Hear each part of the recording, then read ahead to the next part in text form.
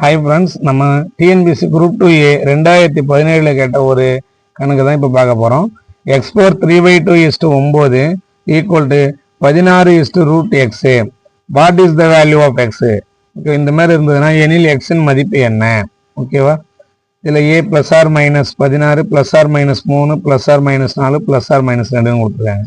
Okay, இங்கே ரேஷியோவில் இருக்கிறப்போ நம்ம அதை டிவைடில் போடலாம், வகுத்தலில் போடலாம். அப்போ பாருங்க, x power 3/2 divided by 9 equal to 16/√x. ஓகேவா? இப்போ இதை கிராஸ் மல்டிபிள் பண்ணுறோம், குறுக்கு பெருக்கல் பெருக்குனா x பவர் 3/2 இன்ட்டு இந்த √x இங்கே போய் மல்டிபிள் ஆகும் ஈக்குவல் டு இந்த 16 இங்கே இருக்குது, இந்த 9 இங்கே வந்து மல்டிபிள் ஆகும். ஓகே, 16 × 9 என்ன வரும்? 144.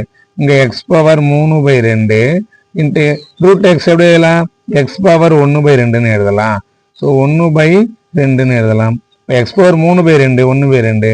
இது a power m into a power n formula. அப்போ x பவர் ஆட் பண்ணலாம். பேஸ் ரெண்டும் சேமாக இருக்கு, அடிமான ரெண்டும் சேமாக இருந்தால் அடுக்கு ரெண்டு பேரையும் கூட்டிக்கலாம்.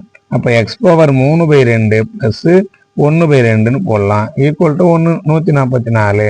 இப்போ x பவர் 3/2 1/2 ஆட் பண்ணுங்க. டினாமினேட்டரில் பகுதியில் என்ன இருக்குது? 2 2ன்னு சேமாக இருக்குது. அப்போ தொகுதி 2 பேரையும் ஆட் பண்ணலாம்.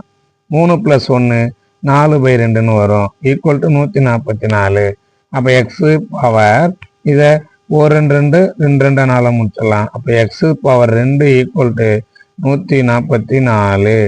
இப்போ எக்ஸ் பவர் 2 144னா எக்ஸோட வேல்யூ தான் கேட்குறாங்க. இப்போ எக்ஸ் ஈக்குவல் டு இந்த பவரில் 2 இங்கே இருக்குது, ஸ்கொயர் அந்த பக்கம் போனால் ஸ்கொயர் ரூட்டாக மாறிடும். அப்போ √144. அப்போ 144க்கு ஸ்கொயர் ரூட் எடுத்தால் 1 + 12 வரலாம், இல்லையா -12 வரலாம். ஓகே, அப்போ எக்ஸோட value +or -12. The answer. Okay, thanks for